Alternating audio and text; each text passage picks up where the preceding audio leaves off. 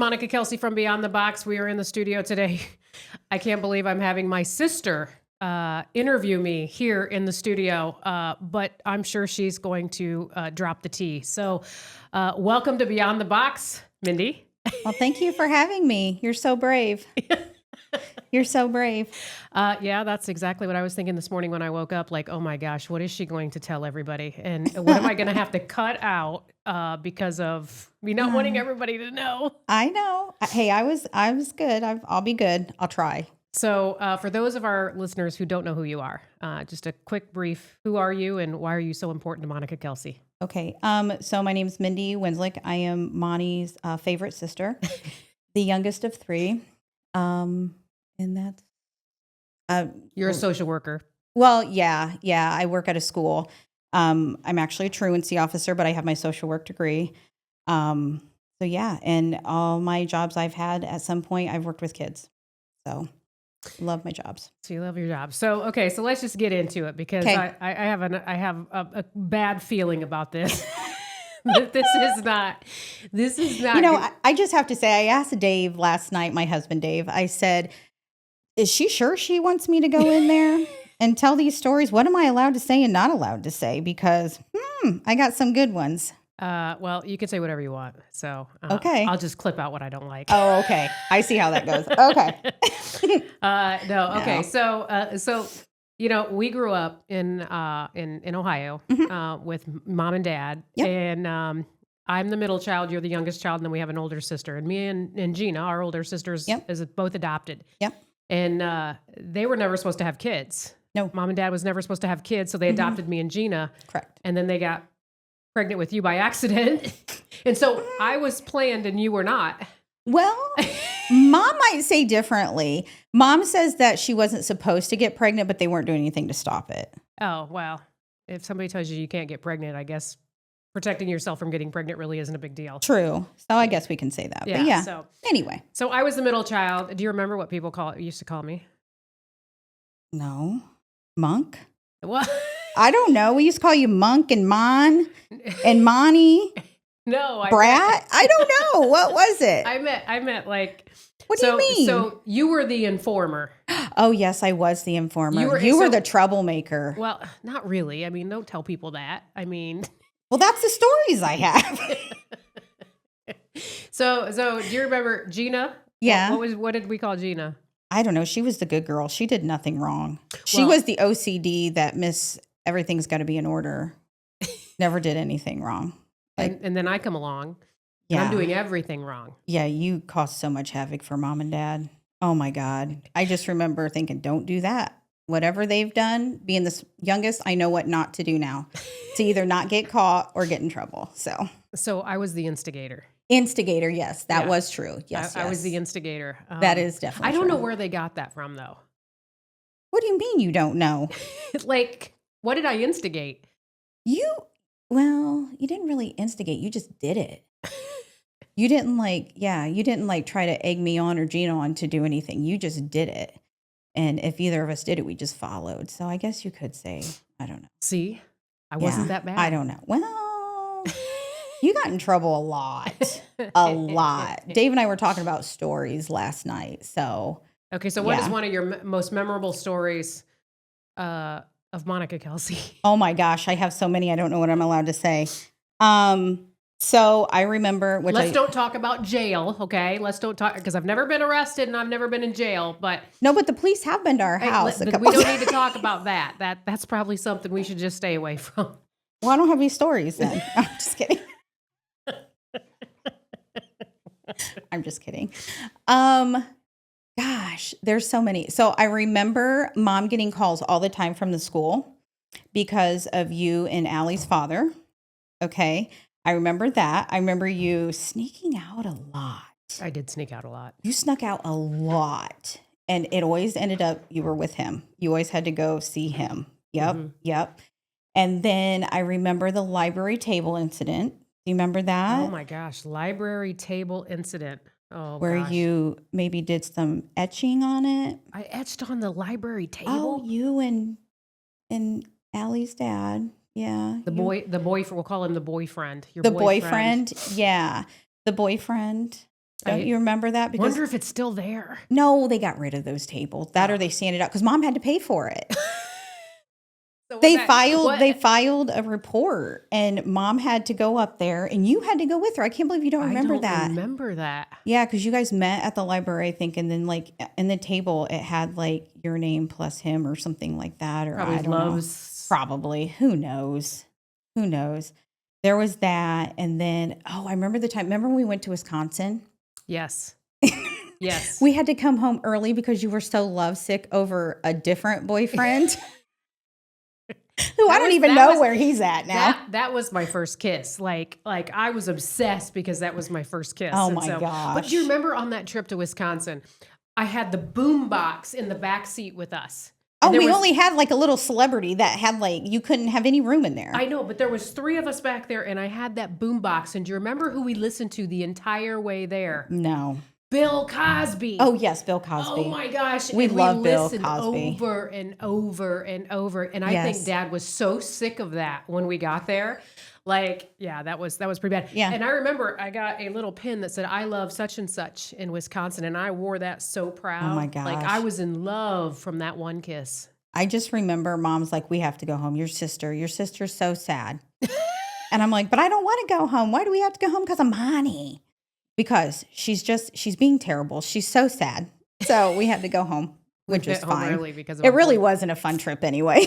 Well, we went to Grandma and Grandpa's house. Yeah, so it really wasn't that entertaining. Well, remember the neighbors? We found that like, you're like, hey, go knock on the door. You were an instigator because you would always make me go do it. You said, hey, go knock on the door and see if we can play with that little girl over there. I go, who is it? And you're like, I don't know. I remember this. And so then I went over and knocked and I said, hey, we're over at my grandma and grandpa's and we see that you have a little girl. Can we play? And so we did. We ended up playing with them. Don't remember the girl's name for anything, but yeah. And so then we played with them while we were there as you were miserable and dying of love, from love. That was like probably heartache. When I was like 13. Yeah, you 12. were really young. We were all young. But yeah, I do remember the Wisconsin trip and Milwaukee. Yep. It was a shitty place. Like from what I remember, it was nasty, and they lived in an apartment and on the upper floor. It stunk. Yeah, the upper floor in a 2-bedroom apartment. And there's 5 of us coming.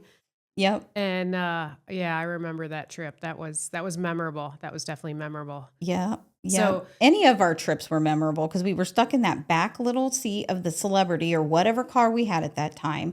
There was no room for anything. So that meant we had bags up on our laps or whatever. And then all 3 of us fought. And I usually got stuck in the middle of you 2. Mm-hmm. So if you 2 started fighting, I ended up getting it. So yeah, it was never. And then Dad would take his infamous shortcuts. Remember those? Yes. That would add like 3 hours onto the trip. Well, you remember the one time we were heading down to North Carolina and he's like, we're not going through Kentucky. And all of a sudden we look up and there's a welcome to Kentucky sign. And we're like, welcome to the bluegrass state. Welcome to the bluegrass state. Yeah. And we're like, Dad, like. And it was just within minutes of him saying, we're not going through Kentucky. Yeah. Yeah. Yeah. Yeah. He was quite the traveler. I sure do miss him. I do too. Oh gosh. I do too. I had a dream about him last night. So I think he's with me today. I was nervous about today. So yeah. Oh, don't be nervous. He's here. Yeah. Well, and he was such a big supporter of the Baby Box Foundation. You know, absolutely. Even the last 2 years of his life, you know, I mean, I used to pick him up all the time and take him to his cancer treatments. Yep. And there was a lot of times where we were in the car at 7:00 and every morning at 8:00 we have a meeting, an employee meeting. Mm-hmm. And so he would sit through these meetings as we were driving to the Cancer Institute.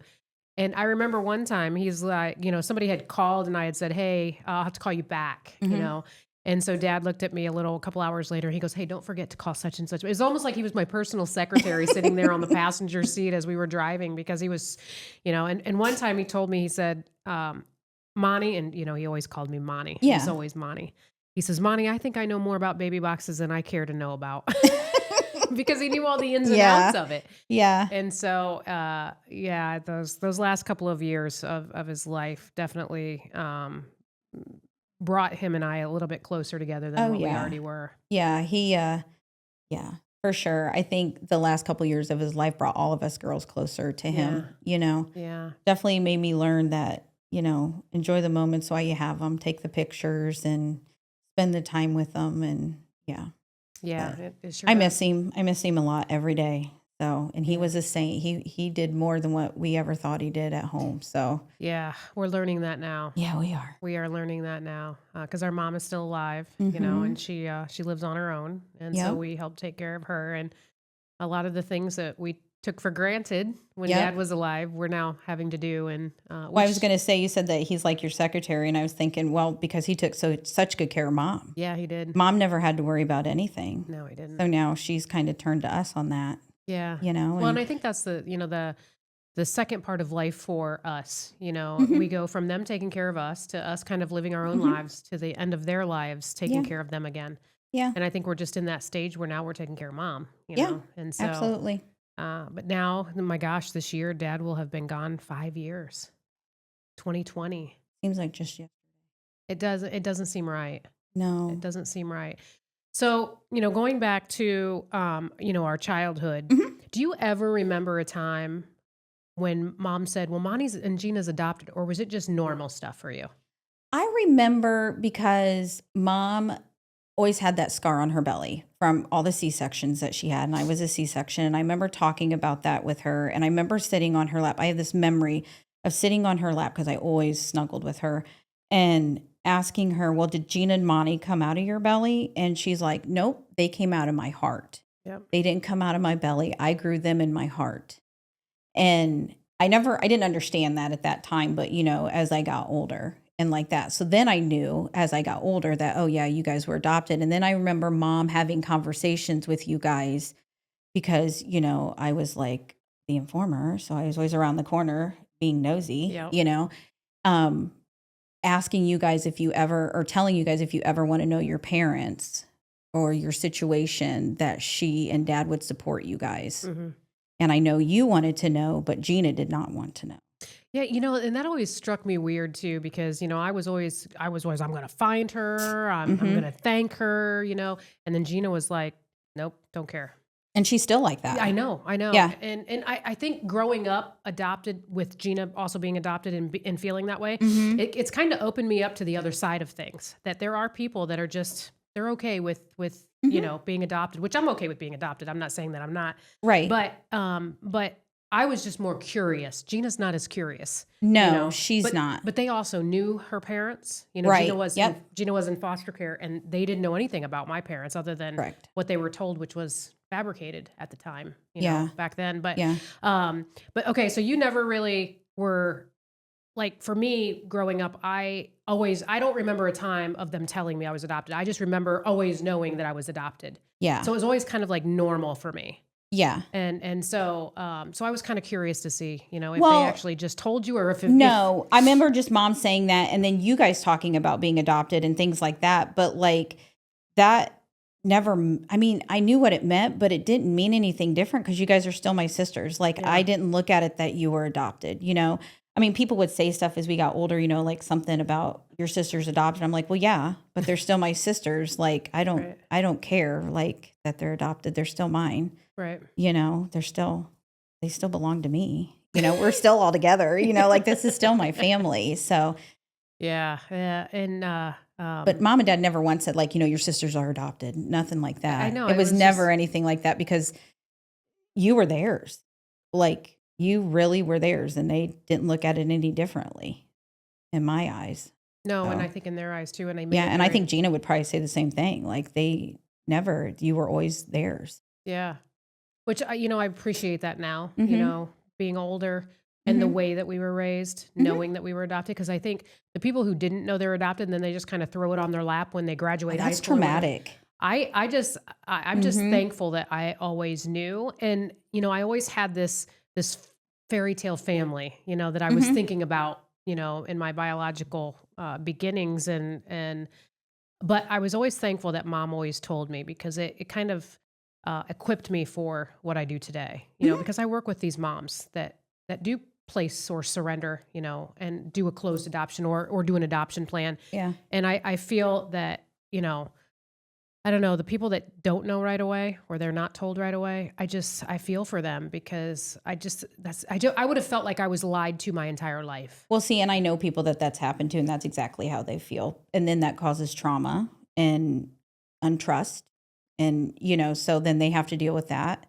Whereas if they were told, my personal opinion, if they were told in the beginning, then they can learn and cope with it and deal with it. But everybody has a reason why they do it, So, Yeah. I mean, maybe there is a story to that, and there's a reason why they chose not to, maybe they promised somebody or something. So there's a reason for everything. So, but Do you remember me being younger and telling people that I was picked up at a garage sale?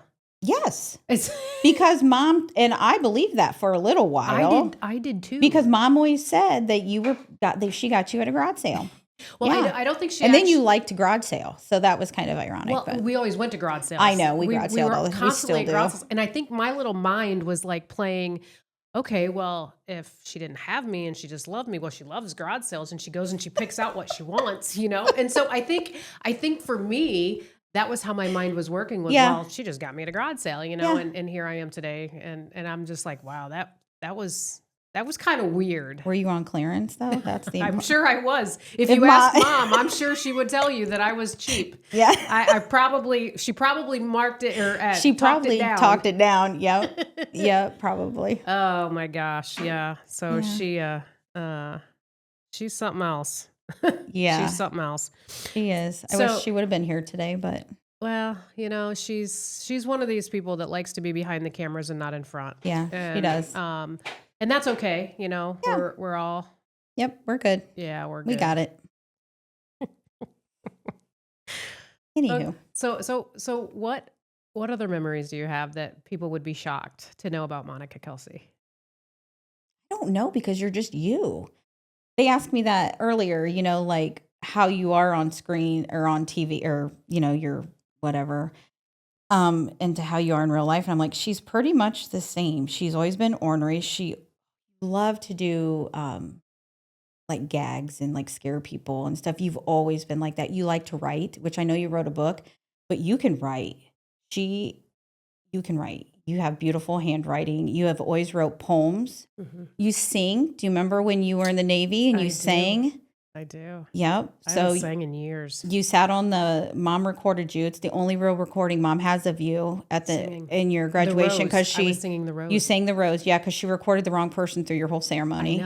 I know. You remember that? I graduated basic training. I get home to watch the video of our basic training, and mom is videotaping the wrong person. In her defense, you all have the same hairstyle Yeah, but- and a hat. But I'm like, Mom, that's not Monty. She's like, oh, I thought it was. No, through the whole thing. But she did get you recorded singing the She Rose. did. Yeah. Where is that footage?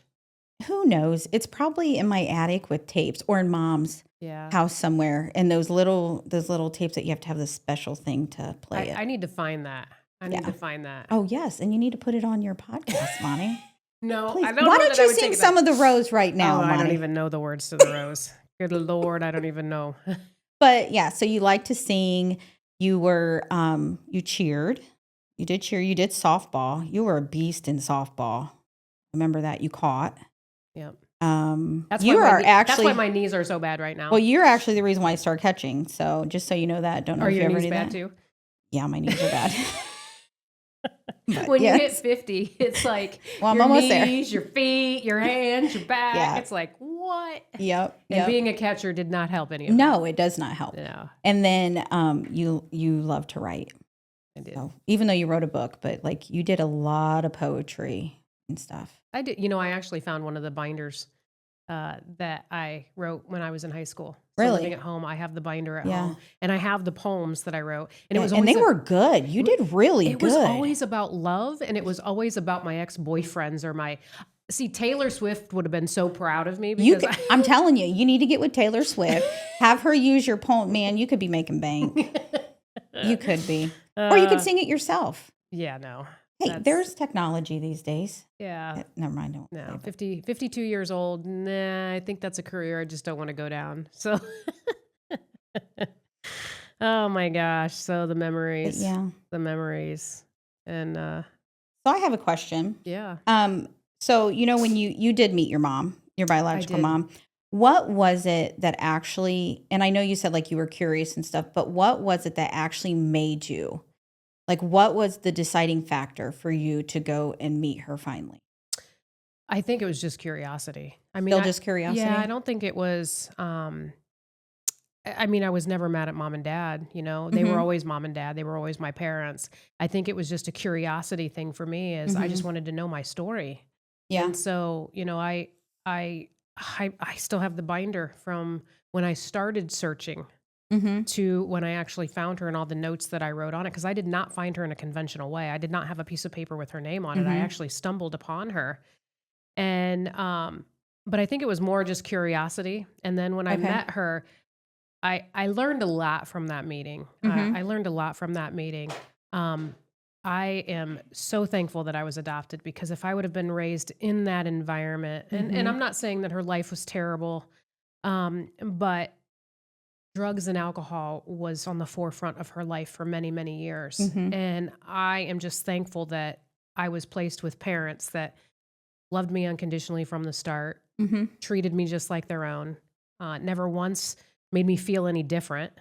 You know, Right. I was theirs. You know, Yeah. I was mom and dad's, and so yeah, for me it was just curiosity, and I'm glad I did. You know, I'm glad I Mhm. did when I did because she's now since passed away. Right. But I have that knowledge now that I think um, that I needed to be able to do what I do today, but also the empathy, you know, Mhm. for her life, Mhm. and what she went through. You know, Yeah. placing a child for adoption or even under a safe surrender, these parents allow their heart to break for the Mhm. betterment of their child.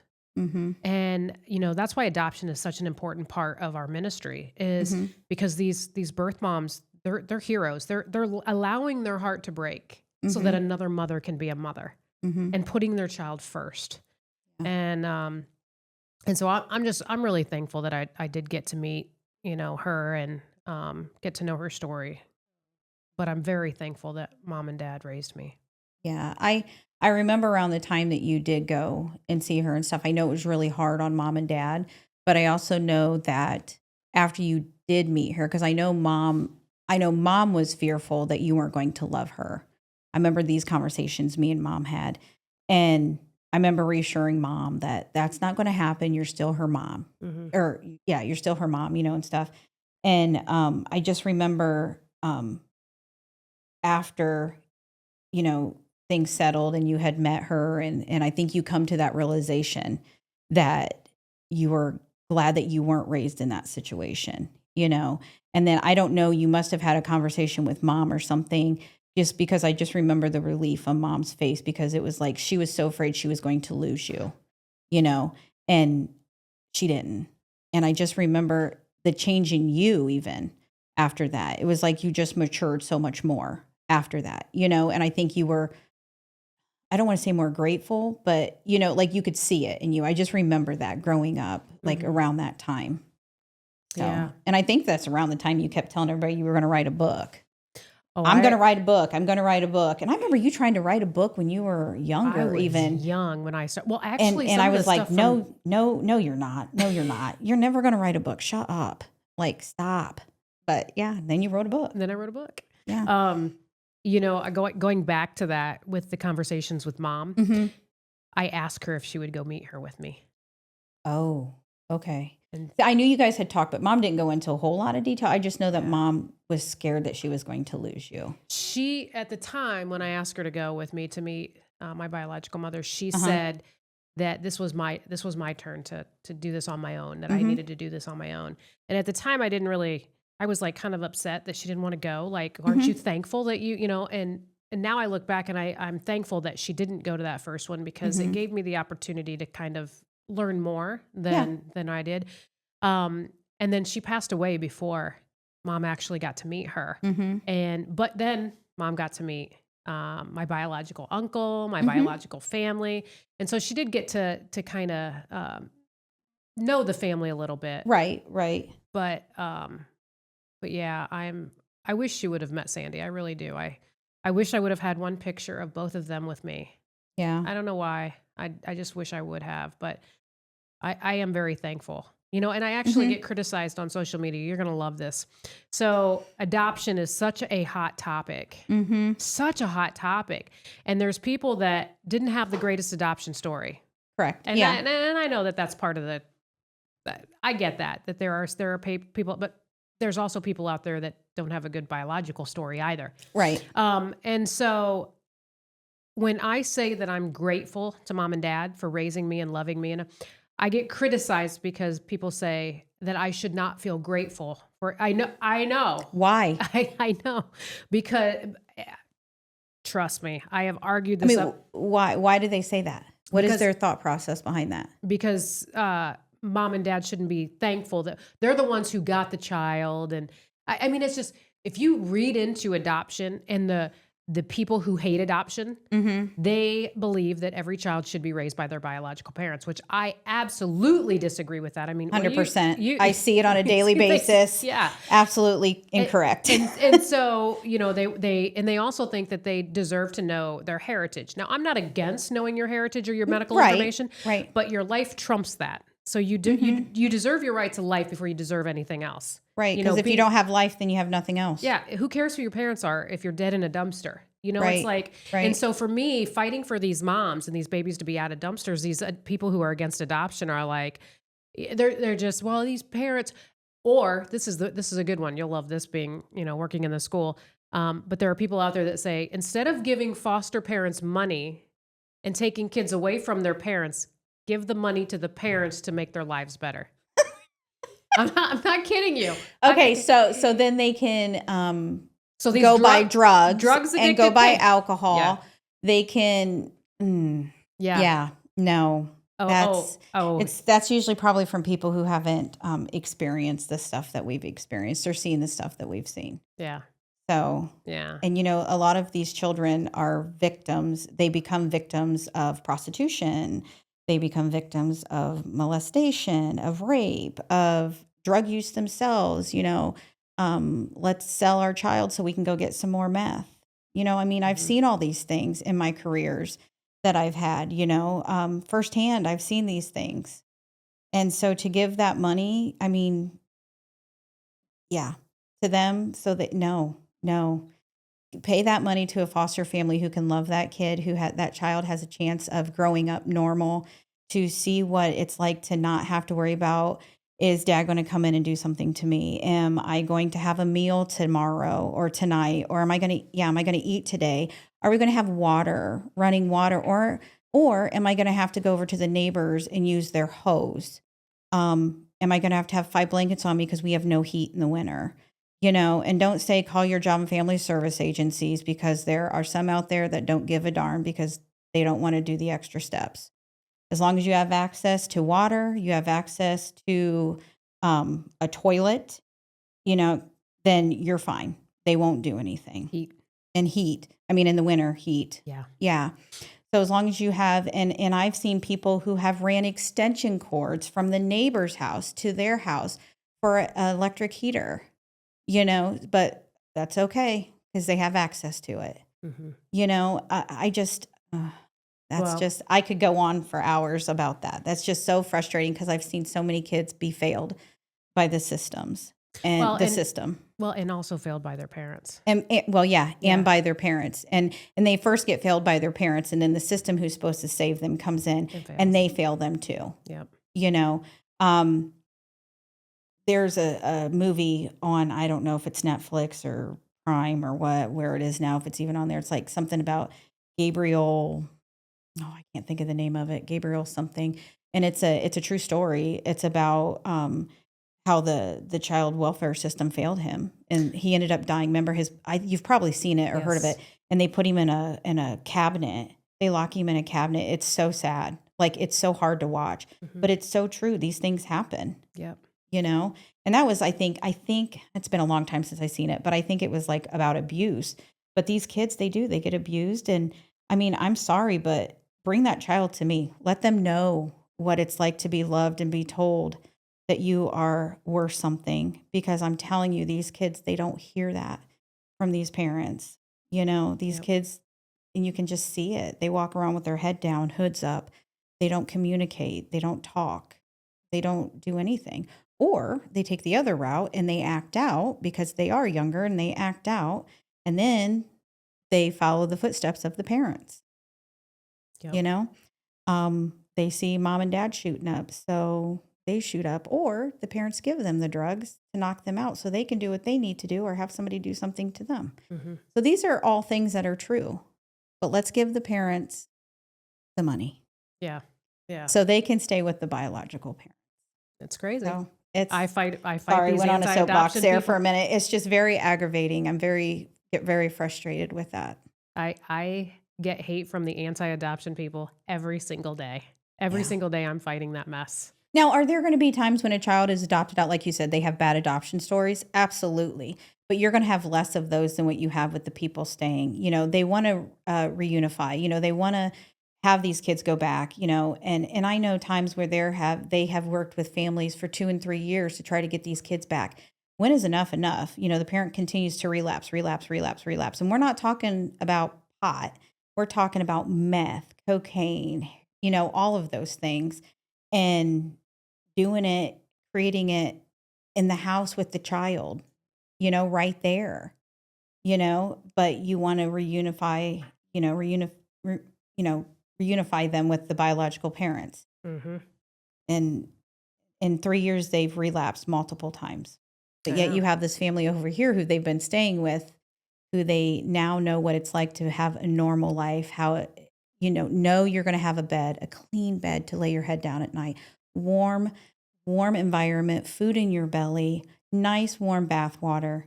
And then boom, we're going to put you back with mom. Now you got to defend for yourself because mom's passed out over here, or she's tripping out, climbing the walls. So you're seeing my battle. I do see your battles. Yeah, no, I do. And it's very, very frustrating. And I know I have mentioned your name multiple times in Safe Haven Baby Boxes, many times in my careers, because there have been multiple times when I think other decisions should have been made, but it's not my decision to make. So are you surprised at where I am today? Yes and no. Yes and no. Like because I didn't know anything about baby boxes until, you start doing it. But I knew once you start doing it, I knew it was going to be huge. I knew some way or another it was going to be huge, because that's how you are. So when you started working at U-Haul, you were just like an employee. And the next thing you know, like your store is like top, and then you start doing other things with them, and it just grew and grew. But that's how you are. You went to the Navy, a single mom, went to the Navy, you got married. Okay. And then that didn't work out. So you came home with 2 kids, managed a store, built that up, met Joe, got married, had another baby, and you guys had multiple businesses, and then now this. So I knew, it was going to be big. It was just a matter of how quickly. Yeah. It seems like it's taken forever sometimes. Oh, but it's worth it. It's worth it. Yeah. Slow and steady wins the race. Yeah, that's true. So I've kept the last question for you till the very end. Okay. Because this is epic. Oh God. Tell me about the trip to Niagara Falls with mom and dad. Didn't know if I could talk about that or not. Oh yeah, let's talk about that. About when we came home? Yes. Yeah. Don't tell me about the trip and seeing the fall. I don't want to know all that. Well, the trip was terrible. I had to sleep with grandma. Yeah, that's right. You went with mom and dad and grandma, right? Yes, it was horrible. It was my 13th birthday. It was horrible. And horrible. So set the stage. So you we guys came go, home. Well, So- hang on. okay. Hang on. So you guys go, mom, dad, you, and grandma, head for Niagara Falls. And dad thinks it's okay of an idea to leave Gina and I at home. Well, yeah, because we lived right across the street from the sheriff's department, from the jail. That didn't matter. From the jail. Well, this was Dad's thinking. Okay. And he's like, I have him looking out at the house. I remember he'd say that. I'm thinking they probably went and partied with him. But anyway. So we decided to come home a day early because it was just a miserable trip. Okay, let's be honest. It was miserable. And we decided to come home a day early. And I'll never forget, we're coming down the road and there were all these cars parked. Now, this was what time? This was like very early morning. It was very early morning, late night, early morning. I don't know. I don't remember because we drove straight through. Heaven forbid Dad get a hotel. We are driving. He was such a penny pusher. Oh my gosh, he was. I kept fighting for a hotel with a pool the whole time. the whole time. Finally, the last night we got one and it was too cold to even swim. But anywho, because it was too expensive. But anyway, so I remember pulling up and mom and dad are like, well, there's a lot of cars. And I remember them saying, well, they better not be at our house. And so we pull in and we go in. You guys had like a weekend rager or a week-long party, whatever. Like, I don't know how long it lasted, but there were people everywhere. Everybody was sleeping. You say you guys. Me, you, and Gina. My older sister. Older sister, Gina. Yeah. And I remember standing in the dining room. And I'm at the front door. The dining room. So the dining room was the front door. And then off of that, to the back of it was the kitchen, which had our back door. Okay. So dad and mom are like, and then on the side of the dining room was like another sitting room and then the living room and like that. Okay. So mom and dad were standing, I think, by like that doorway to go into like the other sitting room. And I'm standing back by the doorway between the kitchen and the dining room. And I remember. And so you can see both doors. Oh, I can see both doors.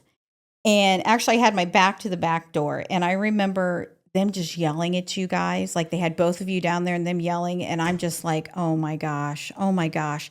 And I turn around and look, and there is just a stream of kids running out the back door as quiet as they could. And I just turn my head back around because I'm like, oh no, I ain't saying anything because those two will beat the crap out of me. I'm not saying a word. So I just remember them yelling and yelling and yelling. And I think they had one of the kids there or something. And then they called the police. Did they call the police? I can't remember if they called. Maybe they didn't. I know at some point the police got involved because one of the kids left his glasses there. And dad refused to give it to him because he left the stuff. And then I go up. It was his shoes and his glasses. Yeah, I just remember the glasses. Then I go upstairs and people were in my room. And then I was really ticked because people were in my room and they came down. But I remember, and then I just remember the stories that I've heard after that. Like you guys had cleaned out the refrigerator. We had a refrigerator on the back porch and one in the kitchen. And you guys had cleaned out the refrigerators and filled it with alcohol. And then, yeah, like that was interesting. Just to clarify, yeah, the majority of these people were Gina's friends. I was going to say, I think I remember you saying that they were more of Gina's friends. Gina was the good one. I know. No, it's the good ones that you have to really watch out for. No, the ones that don't get in trouble. Those were mostly Gina's friends, and that was the second party that we had. Yeah, the first party was worse than the second one. Oh my gosh! Yeah. And so I remember the first one, we had the first party and we had to clean up the next day and it was so bad. And so we cleaned it up, got the house all, back in order, thinking that was going to be the last party. Mm-hmm. Oh no, Gina invites all these people over again for another party. And so the second party actually was the one you guys walked in on. And we were banking on having one day to clean because you guys came home a day early. Yeah, we came home early. Yeah. And so we were Dad was done spending money. Yeah. So yeah. And you were not staying in a hotel room. No, I wasn't sleeping with grandma again. No, done. And so that second party literally was the second party that Gina had. And I know people are going to be like, no, I'm sure you had. Yes, I was there. Yes, I partied, but it was not my friends. It was like, and people are like, oh, you're the instigator. You're the problem. It really wasn't me. Yeah. And now that you say that, I do remember that always being what was said. Because Gina, when we've had conversations over, campfires is when we always figure this out. She had made that comment too. Yeah. That it was her friends. Yeah. So I wasn't such a bad kid. At that time with that incident. Just kidding. I'll admit I was probably a tough kid to raise. You definitely gave mom and dad a run for the money. Oh my gosh. I just remember you guys arguing all the time. You were always getting yelled at for something always. And then I remember too, when mom found out you were pregnant with Allie, and I remember being upstairs going, yes, I'm going to be an aunt. And she's like, we're going to the doctor. And oh my gosh. Do you remember that? Yeah. Oh yeah. Well, I was 6.5 months pregnant when they found out I was pregnant. Oh my gosh. You were that far along? Yeah. And she came to the school, and I walked out because I got a note saying that you had a doctor's appointment. I'm like, I'm not sick, you know? Oh, you're And past that stage. yeah. And so I got out and I sat in the car, and she just looked at me. She goes, you know why we're going to the doctor, right? And I was like, there's no lying at this point. I can't lie. And so I said, yeah, I know Yeah. why. And she goes, are you going to tell me? And I said, I'm pregnant. Yep. And she started crying. Yep. And then we went to the doctor, and sure enough. I know. I was so excited. Yeah. Well, and we got into the doctor's office, and I'll never forget this because immediately the doctor was like, I know this family that would love to raise this child. I mean, it was just like, there was no talking about parenting. Mhm. And it was like, I know a family that would love to take. And I'm sitting there thinking to myself, wait, I'm just coming in here to get a checkup, not find a set of parents for my Right. child, you know? Right. But you know, being adopted Mhm. is the reason why I didn't place her for adoption, Mhm. because I didn't want her to ever wonder, Mhm. you know, like I did. Yeah. And so now I have a daughter that is almost identical to me. Oh my gosh. She drives me crazy. Yes. Literally drives me crazy. She was more of a sister to me than a niece. Yeah, but she'll do anything for her family. Oh, she will. Absolutely would do Yeah. anything for her family. Yeah. And We love her. Yeah. Well, thank you for coming on my podcast. Yeah. And Thanks for having me. you know, dumping the tea. Yeah. Thank you for having me. Well, this is Monica Kelsey from Beyond the Box, and there you have it. The Instigator now has her own podcast. We'll see you next time on Beyond the Box. God bless you. Thank you so much for listening to Beyond the Box with Monica Kelsey today. If you would like to support this ministry of helping moms and babies across this country, one box at a time, you can make a donation today at shbb.org.